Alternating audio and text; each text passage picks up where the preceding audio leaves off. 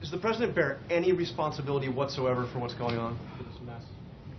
Well, I'm not sure what you mean. I mean, the President... Does he bear any responsibility, any blame for the government shutdown? The President is President of the United States, and it is his responsibility to try to work with Congress in a spirit of compromise. Well, look, has he or has he not put forward a compromise budget proposal? The answer is yes. Does he bear any responsibility? It's a simple question. Does he bear any responsibility? He certainly did not vote to shut the government down. And if that's what you're asking, no, he did not vote to shut the government down. If he bears the any Republicans responsibility. did. John, he did not.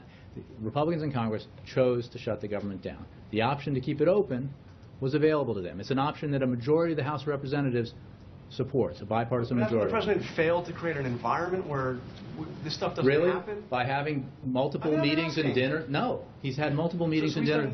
Nothing wrong in all this. This is all the Republicans doing on their own. Well, John, you can, do an essay or decide for yourself and make those judgments. What I'm telling you is that this year, the President, in a very public way, reported on by all of you, reached out to Republicans and offered to find common ground on budget issues, and didn't just talk about it.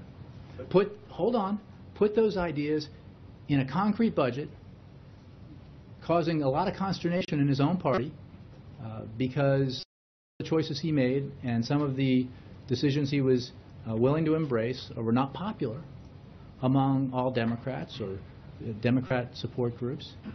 But he was willing to do it because he knew that that's what it would take to reach a compromise with Republicans who were also willing to compromise. And he had very good conversations with a number of Republican senators and members of Congress. He had Paul Ryan in here at one point during that process.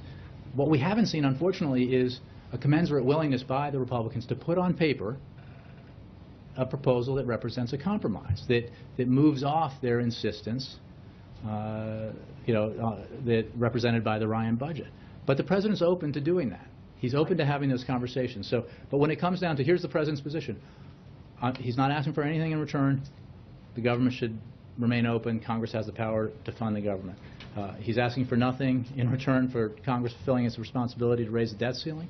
And he's asking that they do not do anything else. But Jay, what I'm asking, look, nobody doubts that the Republicans have a lot of responsibility in what's going on here. What I'm asking is, looking back, I mean, the President's not happy with where he is right now. So looking back over this whole process, is there anything he looks back and says, gosh, if I had done this, or tried to do this, or tried to build this relationship or that relationship, is there nothing that the President has tried or didn't do that he... John, the President has tried in serious ways to find compromise with Republicans, and he looks forward to doing it again once the Republicans in the House do the responsible thing and open the government and stop threatening to default on